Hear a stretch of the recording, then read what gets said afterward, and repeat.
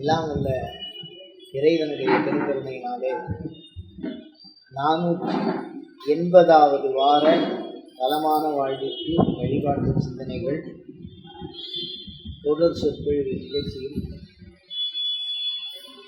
உபாசனா விரோதம் நல்லதையே பேசிக்கிறோம். அது இதெல்லாம் ஆகாது அப்படின்னு தெரிஞ்சுக்கிட்டா கொஞ்சம் சௌக்கியமாக இருக்கும். அதாவது வித்யான்னு சொல்லுவாங்க. வித்யானா நம்ம எல்லாரும் என்ன நினச்சிட்டு இருக்கோம்னா அதுக்கு சரியான தமிழாக்கம் கல்வி அப்படின்னு எல்லாரும் நினச்சிட்டு இருக்கோம். ஆனால் அதுக்கும் மேலான ஒரு பொருள் அதில் இருக்குது. என்ன அப்படின்னு கேட்டால், இப்போ தண்ணி மேலே நடக்கிறது, நான் நெருப்பில் கையை வச்சாலும் அது என்னை சுடாது, நெருப்பு மேலே நடக்கிறது, ஆகாச கமனம் பண்ணுறது, தூரத்தில் இருக்கிறத இங்கிருந்தபடியே கேட்குறது, அதெல்லாம் செல்லிருக்கு சார். அதெல்லாம் இல்லை விஷயம். என்னன்னா இந்த மாதிரி இயல்புக்கு மாறாக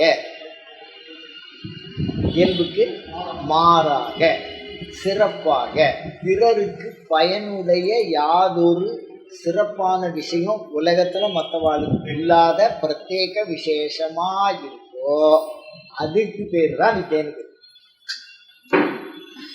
பேர் தான் வித்யாசம். ஆத்ம வித்யா, மகா வித்யா, ஸ்ரீ வித்யா, சோழசாட்சரி வித்யா, நந்தி வித்யா, சாதி வித்யா அப்படின்னு வரும். இதெல்லாமே வேறு வேறு. பலா அதிபலா அப்படிங்கிறது சாப்பிடாமலே பலமாக இருக்கிறது, சாப்பிடாமல் இருந்துடலாம், ஆனால் பலமாக இருக்கிறது இருக்க முடியாது. அந்த மாதிரி ஒரு சிறப்பு ஒன்றுத்துக்கும் தனித்தனியாக இருக்குது. அதை தான் வித்யான்னு சொல்லுவோம். அந்த மாதிரி ஒரு விஷயத்தை கற்றுக்கொள்வதற்கு செய்கின்ற முயற்சி, மானுட முயற்சி அப்படின்னு சொல்லுவோம். அதனால் மட்டும் ரொம்ப தெளிவாக சொல்லுவார், சித்தி தரும் தெய்வம். யாரும் தெய்வத்தோட அனுகிரகம் எனக்கு இருக்குன்னு நாமளா ஸ்டேட்மெண்ட் கொடுக்க முடியாது. ஏதோ ஒரு விஷயத்த நான் இதை பண்ணுறேன் அப்படின்லாம் சொல்ல முடியாது. அப்போ யார் கொடுக்கணும்னா அம்பாள் தான் சொல்லணும். யார் உபாசனை பண்ணுறாலோ அந்த தேவதை ஊரறிய சொல்லணும். தனக்கு தனிப்பட்ட முறையில் சொன்னால் அது சாத்தியம் இல்லை. ஊரறிய என்ன சொல்லணும். அதனால் பண்ற மாதிரி அந்த சூழலை அது உருவாக்கும். அப்பே தீட்சிதர் மாதிரி அந்த சூழலை உருவாக்கி மேலே கொண்டு வந்து அந்த விஷயத்தை வெளிப்படுத்தி காட்டும். எதுக்கு இதை சொல்றேன் அப்படின்னா, அந்த முயற்சிக்கு பேர் தேவதையோடு மனிதன் கொள்ளுகிற முயற்சிக்கு பேர். அதை அடையிறதுக்கு அவனும் முயற்சி பண்றான். நிறைய பேர் முயற்சி பண்றா, ஆனா முடிக்கிறாளாங்கிறது தான் பிரச்சனை. எனக்கு கூட நிறைய எக்ஸாம்லாம் எழுதணும்னு ஆசை, ஆனால் நிறைய ஃபெயில் ஆகிடுவாங்க. அதான் பிரச்சனை. அந்த மாதிரி ஒரு ஆசை பெருசாக இருக்கலாமே தவிர முயற்சித்தோ நாடி நாடி நாடி நாடி நாட்களும் கடந்து போய் அப்படின்னு சிவவாக்கியர் சொன்னார். கோடி கோடி கோடி கோடி எண்ணிறந்த கோடியேங்கிறார். அந்த மாதிரி முயற்சி எல்லாருக்கும் இருக்கு, ஆனால் வெற்றி அடைஞ்சவா ரொம்ப விரல் விட்டு என்றவா தான். 700 வருஷத்துக்கு ஒரு ஞான சம்பந்தம், 700 வருஷத்துக்கு ஒரு ராகவேந்திரர், 480 வருஷம் 500 வருஷத்துக்கு ஒரே ஒரு குருஞான சம்பந்தர். அந்த மாதிரி நம்ம புராணங்களை மிக விரிவாக சொல்லுகிறோம் என்று சொன்னால் அதற்கு இடையில என்ன இல்லை, அதை நாம் நினைத்து பார்க்க வருத்தமான ஒரு விஷயம். ஏகப்பட்ட பேர் இருக்கா அப்படின்னா இல்லையே, அதுதான் விஷயம். அந்த மாதிரி ஒரு மானுடனிடத்து ஒரு சிறப்பு பண்பு ஒவ்வொரு மானுடத்திற்குள்ளேயும் மறைந்து கிடக்கிறது. அப்படி மறைந்திருக்கக்கூடிய அந்த பண்பை விளங்கி தோன்றும் செய்யும்படியான தேவதையோடு தொடர்பு கொள்ளுகிற ஒரு முயற்சி உபாசனை. அப்படிதானே? உபாசனை என்ன? தேவதையோடு தொடர்பு கொள்ளுகிற ஒரு முயற்சி. ராமனும் ராவணனும் சண்டை போட்டுதான் வால்மீகி சொல்றான் பாருங்க. இது மாதிரி உலகத்துல எதுவுமே சொல்ல முடியாது, சிந்திக்கவும் முடியாது. ராம ராவணையோர் யுத்தம், ராம ராவணையோர் இவ, அவ்வளவுதான், முடிஞ்சு போச்சு. இன்னும் சாதாரணமா சொன்ன மாதிரி இருக்கும். ராம ராவணையோர் யுத்தம், ராமனுக்கும் ராவணனுக்கும் நடந்த போரானது யுத்தம் ராவணையோ ராமனுக்கும் ராவணனுக்கும் நடந்தது போல் இருந்தது. புரியல? அதே என்ன அர்த்தம்னா, அதுக்கு முன்னாடியும் அப்படி ஒரு போர் இல்லை, அதுக்கு பின்னாடியும் அப்படி ஒரு போர் நடக்க போறது இல்லை. அந்த மாதிரி ஒரு தனிச்சிறப்புடைய பண்பு தான் உபாசனை என்று நான் சொல்கிறேன். உபாசனைங்கிறது ஒரு பொது பண்பு இல்லை, ஒரு மனிதனுக்கு உள்ளேயும் இருக்கக்கூடிய மிக பெரிய இயற்கையினுடைய தொடர்பு கொண்ட ஒரு மாபெரும் ஆற்றல். அது வழியா வெளியில வந்துருக்கு அப்படின்னா அதை பல வருஷங்களா மறக்க முடியாது, மறுக்க முடியாது. அதான் நான் உபாசனையில சித்தி ஆயிட்டேன் அப்படின்னு சொன்னா சூரியன் இப்பதான் உதிச்சுட்டு இருக்கே, இப்பதான் பைக்குள்ள இருக்கு அப்படின்லாம் சொல்ல முடியாது.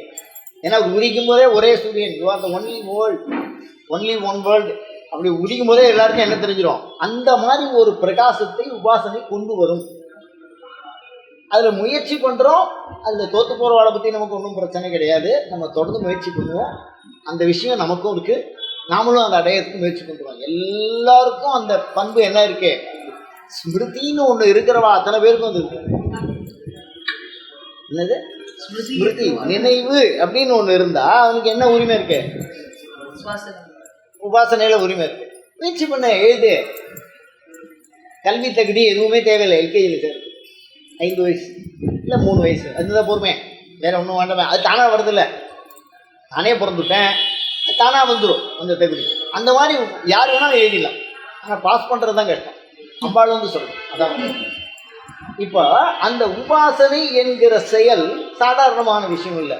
எப்படி தொடர்பு கொள்ள வேண்டும் என்று அழகாக சொல்கிறார். உடலோடு, உள்ளத்தோடு, அறிவோடு, எண்ணத்தோடு, ஆன்மாவோடு, இறையோடு தொடர்பு கொள்ளுகிற சம்பந்தம். அது வெறும் சம்பந்தம் இல்லை, ஞான சம்பந்தம். என்ன சம்பந்தம்? ஞான சம்பந்தம். இந்த உடலோடு நம்ம உபாசனை தெய்வம் தொடர்பு வச்சுன்றது அப்படின்னு சொன்னால், அப்படி தெரிஞ்சாதான் விரோதம் தெரிஞ்சுக்கலாம். அதுக்காக சொல்கிறேன். நல்ல பண்புகளை மிக தெளிவாக சொல்லிட்டு கடைசியில் கொஞ்சம் என்ன பண்ணுவேன், எனக்கு இந்த கொஸ்டினுக்கு ஆன்சர் தெரில, அதனால் நான் ஏற்கனவே சொல்லுவேன்ல, எப்போதுமே எனக்கு பசுமாட்டை பற்றி படிச்சுட்டேன், தென்னை மரத்தை பற்றி வந்துடும், கேள்வி கேட்டுட்டான், அதனால் எழுதி அதுக்கு பக்கத்தில் இது கட்டியிருக்குன்னு எழுதணும். கடைசியில் அதனால் தெரிஞ்சதை நம்ம சொல்ல முடியும். அதனால் வாசனையை தெரிஞ்சால் விரோதம் சொல்ல முடியும். அதனால் இப்போ என்ன அப்படின்னு கேட்டிங்கன்னா, உடலோடு கொள்ளுகிற தொடர்பு அப்படின்னா, உபாசனை உடலோடு தொடர்பு கொண்டால் என்ன ஆகும்னா வியாதி வராது. வாழ்க்கையில் சாத்தியமே இல்லை. வியாதி வராத மனுஷன்னு சொல்லவே முடியாது யாருமே. எல்லாருமே இதில் இருக்கும். ஆனால் உபாசனாளுக்கு வேற தும்மல் இல்லாத போதும் ஒரு பாட்டு வருது திருமுறையில். எல்லாரும் நினைச்சிருக்கா அவர் தும்முறாரு, அவரெல்லாம் தும்முவோம். அது ஜென்மாந்திரத்தில் நடக்காது. ஒரு தடவை சுவாமியினுடைய சம்பந்தம் நமக்கு வந்துருக்குன்னா நமக்கு இந்த உடல் ஆரோக்கியம்ங்கிறது கிடையவே கிடையாது. அதுக்கு ஒரு உதாரணம் சொல்ல பாருங்க. முருகப்பெருமானுடைய அடியவர் அருணகிரிநாதர். அவர் என்ன பண்ணிட்டாரு, மேலும் கீழும் முருகன் பிடிச்சார் அவர் கையால். இப்போ முருகனோட டைரக்டா அவருக்கு ஸ்பர்ச தீட்சை. அப்படி பிடிச்சிட்டதுனால அந்த சரீரத்துக்கு அழிவு, சரீரத்துக்கு அழிவே கிடையாது. அப்போ என்ன பண்ணி எப்படி அவர் வெளில போனார், அதுக்கான சூழலை உருவாக்குறாரு. ஒரு காளி உபாசனை கூப்பிட்டு அவனுக்கு கண்ணு தெரியாத பண்ணி அதை பெரிய லெவலில் பண்ணி அவன் அந்த உடம்பை விட்டு கூடு மாறி அவனுக்கு அது தெரிஞ்சு போய் அவன் காளியினுடைய தவத்தினால அந்த உடம்பை இருந்தான். அதனால சுவாமி கூட சம்சர்க்கம் தொடர்பு என்று சொன்னால் அதில் வியாதி உடலோட சம்பந்தங்கிறது அதான். உள்ளத்தோடு சம்பந்தம் அப்படின்னா அபிராம ரொம்ப தெளிவாக சொல்றாரு. அருட்புணரால் துடைத்தனை நெஞ்சத்து அழுக்க எல்லாம். பகிர்ச்சித்தும் நமக்கெல்லாம் தெரியும். சின்ன வயசாக இருந்தால் ஏத்தாத்து மாமி பக்கத்தாத்து மாமி இவெல்லாம் பகிர்ச்சித்து. உதாரணத்துக்கு நான் சொல்கிறேன், தயவு பண்ணி வேறு எந்த நோக்கத்துலையும் சொல்லலை. மனிதனுக்கு பெரிய சத்துருவே பக்கத்தில் இருக்கிறவாட தான் இருப்பான். அவன் மாட்டுக்கு 4 நாட்டுக்கு அண்ணன் இருக்கிறவா அவனுக்கு ஏன் விரோதமாக போகிறா? ரொம்ப ஒத்துக்காதவா கூட பிறந்தவாடாக தான் இருப்பான். நான் அடிக்கடி சொல்கிற வழக்கம் உண்டு. சின்ன சின்ன நெருங்கின உறவுகளுக்கு மத்தியில் தானே பகை உருவாக முடியும். அது மாதிரி அந்த சத்துரு பகீர் சத்துருவை வெளியிலிருந்து தொந்தரவு பண்ணுறது. அதில் சில இது காலம் தொந்தரவு பண்ணும், சில இது இப்போ கொசு இருக்கு நமக்கு தொந்தரவு பண்ணக்கூடிய வஸ்து. அந்த மாதிரி எதிரி தானே அந்த மாதிரி. ஆனால் அந்த சத்துருன்னா காம குரோத லோப மோக மத மாத்சரியம். இதெல்லாம் போன கடவுள் தான். எல்லாம் போயிட்டுன்னா என்னது கடவுள். காமம் இல்லைன்னா அவன் கடவுள், கோபம் இல்லை அப்படின்னா அவன் ரிஷி. அது போகவே போக கூட இருக்கும். அது எப்படி போகும்? ஒரு 5 நிமிஷம் போகும், திருப்பி என்ன பண்ணிடும்? அப்படி பெருசாக 5 நிமிஷம் தள்ளி போனால் 10 நிமிஷம் பெருசாக, அவ்வளோதான் விஷயம், வேற ஒன்றுமே கிடையாது. அப்போது மனதிலே உபாசனை புகுமாயும் எது போயிடும்? இருட்டை பார்த்தா வெளிச்சம் போகிற மாதிரி போயிடும். இருட்டை பார்த்தா வெளிச்சம் பார்த்தா மாதிரி போயிடும். எப்போ பத்தி எரி ஞானசம்பந்தர் அப்படி நிற்கிறாரு, திடீர்னு ஒரு கூட்டம், யோசிச்சு பாருங்க, அவர் ஒரு பெரிய சமய தலைவர், அவரை நம்பி பல பேர் வந்திருக்கா, ஒரே கூட்டமாக இருக்குது, இங்கே எங்கே சாப்பாடு இதெல்லாம் நடக்கும். திடீர்னு ஒரு இடம் பற்றி எரியுது, தண்ணி ஊற்றாலும் அணைய மாட்டேங்கிறது, எரிச்சுட்டே வருதுன்னா அவர் எவ்வளோ பதறுவோம். பக்கத்தில் இருக்கிறவன் எப்படி பதறி போய் திரும்பி திரும்பி ஓடுவான், அப்படி இப்படி அப்படியே நிதானமாக பார்க்குறாரு. அந்த நிதானம் ஞானசம்பந்தருக்கு தான் வரும், வேறு யாருக்கும் வராது. ஏன்னா அவர் சின்ன குழந்தை. அங்கே மதுரையில் போகும்போது அந்த அம்மா அழுகுது, உன்னை தெரியாதனமா மதுரை கூப்பிட்டனா இந்த பால் பேரும் உன்னை அழிச்சிட போகிறாங்க பயத்தில் அப்படியே வெதர்றா அந்த அம்மா. மதுரை கூப்பிட்ட அந்த சோழ பங்கேற்கரசி தேவியார் ஞானசம்பந்தம் சொல்லும்போது அவருடைய முலையில் பால் சொல்லுதான், அப்பேற்பட்ட தாயன்பு கொண்டவர். அந்த மாதிரிலாம் லோகத்தில் யாருமே இல்லை. அப்படி ஒரு பேரன்பு, இதயத்திலேயே சிவபூஜை பண்ண சந்தனத்தை வச்சு. அப்படி இந்த குழந்தை எப்படி நிதானமாக யோசிக்கிறது? பையவே சென்று அப்படி நிதானமாக பார்த்தேன். அப்படி ஒன்றும் அவர் நினச்சிருந்தா அழிச்சிருக்கலாம், எம வச்சாலும் அவனை அழிச்சிருக்கலாம். அந்த விஷயத்த, அந்த ஸ்டோக் அவர் கிடச்சிருக்கிற ஒரு காயினை அப்படி நகர்த்துறாரு பாருங்க. முதல்ல ஒரு பை அடித்தா அதுக்கப்புறம் ஃபாலோ பண்ணோம்ல, அதில் தோற்றுணும் நம்மள. அந்த மாதிரி அந்த செய்வனை திருப்பி அனுப்புகிறார். அப்படியே பையவே சொல்லும்போது அவசரப்பட்டுறாத, நான் சொல்கிற வரைக்கும் நீ சும்மா இரு அப்படின்னு ஒரு அக்னியை பார்த்து சொல்கிறார். உடம்பு என்ன பிளே கிரவுண்டா? ஒரு பாகம் குளிர்ச்சியாக இருக்கான், இன்னொரு பாகம் கொதிக்கிறான். அது எவ்வளோ அழகாக அந்த சமய உண்மைகளை நிறுவுவதற்கு மிக அழகாக பயன்படுத்துகிறார். ஏன் இதை சொல்கிறேன் அப்படின்னு சொன்னால், அவளுக்கு அந்த அளவுக்கு அந்த சத்துருன்னு கிடையாது. அவருக்கு அந்த பாண்டியன் எதிரி கிடையாது. சமய உண்மையை நிறுவ முற்படுகிறார். என்னையா பார்த்த நீ இப்படி பண்ண பாருண்ணா, சுவாமிகிட்ட சொல்லி ஒன்ன அப்படின்னு நான் சொல்லு. புரியுதா உங்களுக்கு? பகையினே உனக்கு இல்லை அவருக்கு. உள்ளுக்குள்ள அவ்வளோ தூய்மையாக இருக்கு. ஞானப்பாலை குடிச்சுட்டான், அப்புறம் எப்படி உள்ள பகையா இருக்கான்? நமக்கெல்லாம் ஒரு சந்தேகம் வரும், இவ்வளோ பெரிய விஷயங்கள்லாம் பண்ணியிருக்காரு, கழுமுறை ஏற்றுறதெல்லாம் கஷ்டம். அவள் அத்தனை பேருக்கும் ஆன்மாவை விடுவிச்சிருக்கார், பரம சௌக்கியத்தை கொடுத்துருக்கார், பரம கருணாமூர்த்தி. அந்த மாதிரி ஒரு பண்பு அவருக்கு. அதனால தான் அதை சரியாக பயன்படுத்துகிறார். அதனால் அறுவகை பகை உள்ளத்தில், இந்த அறுவகை பகை சத்துருக்களையும் போக்குறது தான் சண்முகருக்கு 6 முகம்.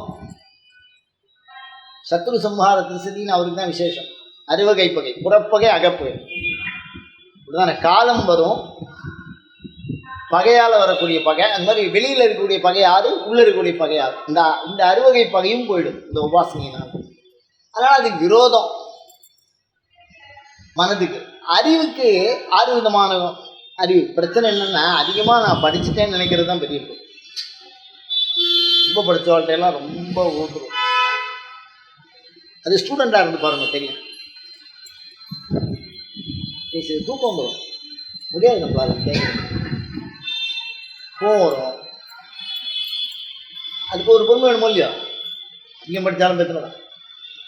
என்ன சின்ன விஷயத்துக்கு பெருசாக இருக்கும். ஒரு உதாரணம் சொல்கிறேன் பாருங்கள். ஒரு டாக்டருக்கு படிச்சுட்டார், அவருக்கு திடீர்னு லேசாக தலைவலிக்கிற மாதிரி, மூளை வீங்கி இருக்குமோ, ப்ரெஷர் வந்திருக்குமோ, சுகரால் வந்திருக்குமோ, காலம்புற டயட் எடுத்துனா அதில் வந்திருக்குமோ, 3300 குழப்பம் வந்துடும். யோசிச்சு பாருங்க. நான் படிக்கிறோம் டாக்டர், நான் தப்பாக சொல்லலை, தயவு பண்ணி அத்தனை பேர் காலையும் நான் விழுந்து கேட்டுக்கிறேன். எனக்கு வேறு எந்த நோக்கமுமே கிடையாது. நான் எடுத்துருக்கிற தலைப்பை உங்களுக்கு புரிய வைக்கிறது தான் என்னுடைய நோக்கம். வாசனா விரோதங்கிற தலைப்பு இது. அப்போ யோசிச்சு பாருங்க, அது அதிகமாக படித்ததுனாலே என்னவாயிடும்? குழப்பம். அறிவு மிகப்பெரிய குழப்பம். சந்தேகம், இதுவா அதுவாங்கிறதுல எல்லாரும் ஜெயிச்சிருவோம். என்னது இதுவா அதுவா அப்படின்னா ரெட்டையை தான் மனசு வேலை செய்யும், புத்தி தான் நிச்சயிக்கும். அதனால் மனது நமக்கு எப்போவுமே நல்லது தான் பண்ணும். திருகளாகிய சிங்கை திருத்தலாம் நேராகவே சொல்லிக் கொடுக்காது. முதல்ல கோவம் வந்துடும், அதுக்கப்புறம் இதாண்டி முதல்ல படப்படுத்துருவோம், அதுக்கப்புறம் பேசியிருக்க வேண்டாமேன்னு யோசிப்போம். இயற்கை, ஒன்றும் பெரிய விஷயங்கள்லாம் கிடையாது. நம்ம கூட்டு குழப்பிக்கணும்னு அவசியம் இல்லை, சொல்கிறேன். அப்போ சந்தேகம், அதுக்கப்புறம் தப்பாக புரிஞ்சுக்கிறது. தவறு சரின்னு புரிஞ்சுக்கிறது, சரியை தவறுன்னு புரிஞ்சுக்கிறது, கயிறை பாம்புன்னு புரிஞ்சுக்கிறது, பாம்பை கயிறுன்னு புரிஞ்சுக்கிறது. அது தலையிலே காலை வச்சுன்னா அது கயிறா தாண்டா இருக்கும் அப்படிங்கிறது. அது பொட்டுன்னு சாட்சி போட்டு தானே. எதுக்கு பயப்படும்? அஞ்சுவது அஞ்சாமை மடமையும் வரும். எதுக்கு பயப்படணும்? அது பயப்படணும். அந்த மாதிரி எதுக்கு சொல்றேன்னா சந்தேகம். அப்போ இதெல்லாம் வந்து அறிவுக்கு உண்டான அல்ப ஞானம். கொஞ்சமாக படிச்சுக்கிறது, அதிகமாக படிக்க முடியாது. மனப்பாடம் பண்ணணும்னு காலம்புரை கதானாந்துவாகனபதி இன்னுவாமகேகதி கதானாந்துவாகனபதி அப்படின்னு கவின் கவி நான் இது வராது. நான் 2 தடவை போயிட்டு வருவேன். குறுக்கே நெடுக்கையும் புத்தகத்தை எடுத்துன்னு போவேன். எனக்கு வராது. என்ன பண்ணுறேன்? அதுக்குள்ளே ஒரு விஷயத்தை உள்வாங்கணும்னு ஒரு ஸ்லோகத்தை மனப்பாடம் பண்ணுறோம். ஆனால் என்ன வரமாட்டேங்கிறது? மனசில் நிற்க மாட்டேங்கிறது. அப்படிதானே? படித்ததை எங்கேயாவது சொல்லணும் அப்படின்னு நினச்சிக்கும் போது அந்த இடம், அந்த கருத்து சரியான சூழலில் என்ன வரணும்? மேலே வரணும். அப்படி வராது. நினைக்கும் போது வராது. அதுக்கப்புறம் நம்ம யோசிப்போம், இதை எப்படி பேசிடலாமே. கேட்கும்போது வராது. இப்படிதானே? அப்போ அந்த மாதிரி இந்த மாதிரி அறிவுக்கும் தொந்தரவு இருக்குது. அது மாதிரி ஆன்மாவுக்கும் தொந்தரவு இருக்குது. ஆணவ மலம், கர்ம மலம், மாயாமலம், மாயேயம், திரோதாயி, இதுக்கெல்லாம் பேர் தெரிஞ்சுக்கிறதோட நம்ம இந்த கிளாஸில் வச்சுக்குவோம். ஏன்னா அது தனி சித்தாந்தம். இது ஒரு பெரிய விஷயம். இது 5 நாளையும் பாதிக்கப்பட்டிருக்கு. என்னது? இந்த ஆணவ மலம், அந்த விஷயங்கள்லாம். அப்போ இவை எல்லாம் வந்து பார்த்தீங்கன்னா இதெல்லாம் உபாசனைக்கு விரோதம். இந்த மலம் இருக்க விரோதம். அந்த மலத்தை நிவர்த்தி பண்ணுறதுக்கு தான், அறுவகை பகையை நிவர்த்தி பண்ணுறதுக்கு தான் சமய தீட்சை, விசேஷ தீட்சை, நிர்வாண தீட்சை, ஆச்சாரிய அபிஷேகம் அப்படின்னு சாயந்தரம் அந்த விஷயம் உபநயனம். இன்னும் 5 இன்னும் 6 வந்துடும். அறுவகை பகையும் போக்குறதுக்கு தான் ஒன்றா என்ன வரும்? அப்படியே கொஞ்சம் கொஞ்சமாக வரும். கொஞ்சம் கொஞ்சமாக அது மனசை விட்டு வெளியில் போகணும். அது வரைக்கும் தீட்சைங்கிறது ஒன்று என்ன கிடையாது. அப்போ உபாசனா விரோதம்னு எதுக்கு பேசுறது அப்படின்னா, இந்த தேவதை சக்தியை அடைவதற்கு உண்டான உடலோடு சம்பந்தப்பட்ட வியாதி, உள்ளத்தோடு சம்பந்தப்பட்ட இந்த அறுவகை பகை, அறிவோடு சம்பந்தப்பட்ட இந்த அறுவகை குழப்பம், அது என்ன தீர்க்க ஞானமாக இருக்கணும். எங்கள் ஐயா வருவார், அனுகிரகம் பண்ணுவார். கொடுத்து வச்சவர் மாதிரி கேட்டார் ஞானசம்பந்தர். கொடுத்து வச்சவர் மாதிரி கேட்டார். அதெல்லாம் எல்லாம் ரொம்ப வறுமையாக இருக்குது, ஏதாவது கொஞ்சம் பார்த்து காசு கொடுத்து காசை பண்ணுவார். நம்ம கேட்க முடியுமா? சொல்லுங்களேன். அதெல்லாம் முடியாது. ஏன்னா அந்த இருத்தல் இயல்புக்கு சாமி நேரடியாக கொடுத்தார். ஏன்னா என் பிராணம் எடுக்கிறேன், நீ அங்கே போயிட்டு இங்கே உயிரை எடுக்கிறேன் அப்படின்னா திருப்பி தோணியப்பர் கூப்பிட்டு அங்கேயிருந்து காசு கொடுக்குறாரு. அவர் எந்த பக்கம் திரும்புகிறாரோ அந்த பக்கம் தோணியப்பர் நிற்கிறார். அப்படி ஒரு இருத்தல் இயல்பு. நம்ம எந்த பக்கம் தேடினாலும் மாட்டேங்கிறார். அங்கே தான் அடிச்சுக்கார். அவர் எந்த பக்கம் திரும்பினாலும் அங்கே என்ன இருக்காரு? தோணியப்பர் இருக்கு. அப்போ அந்த இருத்தல் இயல்பு நமக்கு என்ன இல்லை. அபிராமிகிட்ட கோச்சுக்கிறார் அபிராமப்பட்டர். நம்மளால முடியுமா? நன்றே உனக்கு கோச்சுக்கிறார். அழகுக்கு ஒருவரும் ஒவ்வாதவல்லி, அன்னையே பரமென்று உனையடைந்தேன். அவருடைய உள்ளத்தை பார்த்தீங்கன்னா அப்படியே ஒரு நேரம் அபிராமி திட்டுற மாதிரி இருக்கும், ஒரு நேரம் வாழ்த்துற மாதிரி இருக்கும், ஒரு நேரம் அவரோட குணத்தினால பிறவியும் வம்பே நகையே அப்படின்பார். நான் என்னமோ உன்னை பற்றி சொல்லிட்டேன், வேதமே சொல்ல முடியாதோ நான் என்னமோ 100 ஸ்லோகத்தில் சொல்லிட்டேன்னு சொல்லிட்டு இருக்கேன். இதை விட லோகத்தில் சிரிப்பு காமெடி வேறு ஏதாவது உண்டு வாங்குகிறேன். நகையே இகுது இந்த ஞானமெல்லாம் பெற்ற நாகையகிக்கு முகையே முகை முலை மானே. உலகம் முழுக்க 4 குழந்தை பெற்றாலே கண்ணெல்லாம் உள்ளே போயிட்டு, இந்த உலகத்தை எல்லாம் பெற்றாலாம் கண்ணு தெளிவாக இருக்கான், மான் மாதிரி நல்லா இருக்கு. அதெல்லாம் அது படிச்சு நடிக்கிறார், ப்ராக்டிக்கல். அது சாதாரணமாக சொல்லும். அண்டமெல்லாம் பழிக்கும்படி ஒரு பாகம் கொண்டாலும் நான் மன்மதனையும் எரிச்சுட்டேன் அப்படின்னா 5 பிள்ளையை பெற்றுண்டா அவங்க கூட. வள்ளி நீ செய்த வல்லபமே உலகியல் நீதியில சொல்லி இறை நீதியை நமக்கு என்ன பண்ணுறாரு? விளக்குறா. அப்போ எவ்வளவு க்ளோஸாக இருக்கணும் ஒருத்தரை பற்றி. ஒரு பெரிய அதிகாரியே அவளை பற்றி நமக்கு விமர்சனம் பண்ணுறது கொஞ்சம் விடங்குது. நாளைக்கு ஏதாவது பிரச்சனை வந்துடுமோன்னு யோசிக்கிறோம். அந்த மாதிரி அம்பாளை பார்த்து பயப்படுறவர் அவர். ஆனால் எவ்வளோ தூரம் அந்த அந்த ஒரு பழக்கத்தினால அப்படி சொல்கிறாரு. நீ செய்கிறது தப்புங்கிறார், எனக்கு அனுகிரகம் பண்ணுங்கிறார். நின் குறையேந்தி யார் குறை, எனக்கு கிடைக்காது, ஓன் தப்பு ஏன் தப்பு இல்லைங்கிறார். இதெல்லாம் துணிச்சல் வேணுமோ இல்லையோ ஒருத்தரை பார்த்து பேசுறது. அதனால் அந்த உரிமை, அந்த பண்பு, அந்த விஷயம், இந்த மாதிரி உபாசனா விரோதம் என்பது என்ன அப்படின்னா, நற்குணங்கள் அனைத்தும் உபாசனைக்கு விஷயம், அழியாத குணக்குன்றே. ஆனால் உபாசனைங்கிறது நிர்குணம், அதுதான் விஷயம். உபாசனைங்கிறது நிர்குணம், கடைசியில் நிர்குணத்தில் போய் நின்றுடும். எந்த உபாசனையுமே, எந்த சுவாமியுமே கடைசியில் என்னது, நிர்குணத்தில் போய் நின்றுடும்.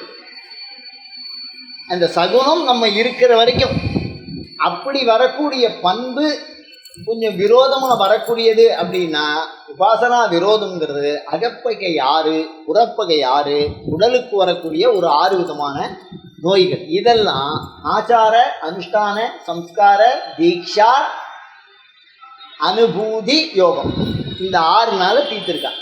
ஆனால் இந்த 6க்கும் பிரச்சனை. யோகம்னு சொன்னாலே சித்தவருக்கு நம்ம படுத்துட்டபடியே இந்தியா, பாகிஸ்தான், அமெரிக்கா எல்லா இடத்துக்கும் போயிட்டு வந்துடுவோம்.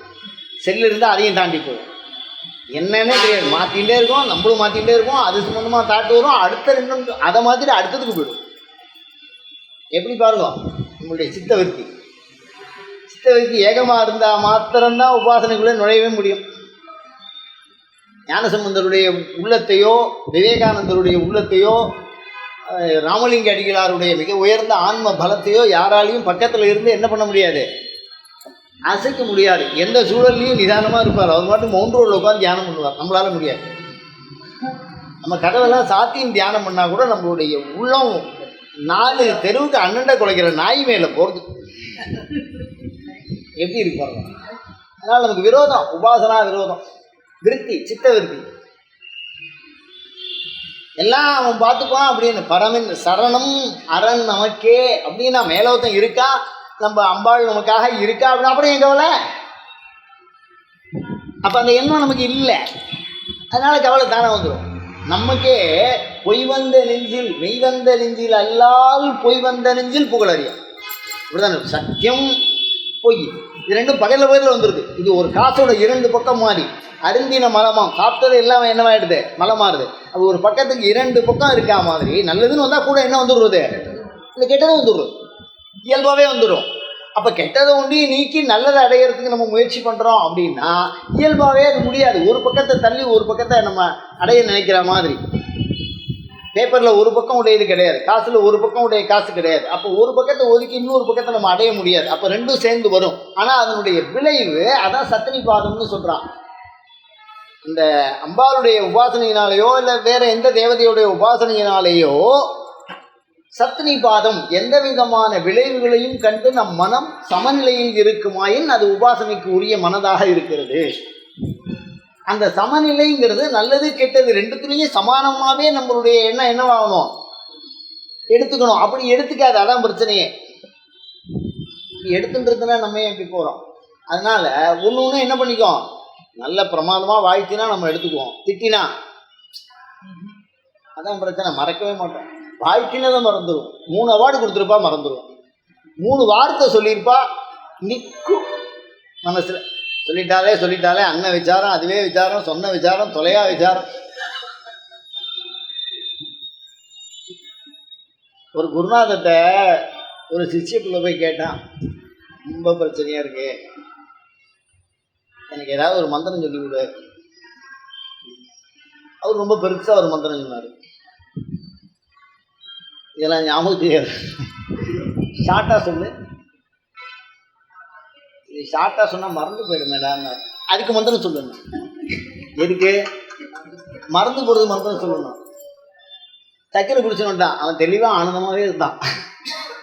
கூட கரெக்டாக படிச்சுட்டு வந்தவன் அந்த மனப்பாடம் பண்ணி கஷ்டப்பட்டு இருக்கான். இந்த மறந்து போகிறதுக்கு மந்திரம் எதெல்லாம் மறந்து போகணும்னு நினச்சானோ அத்தனையும் அவனுக்கு என்ன மறந்து போயிடுது.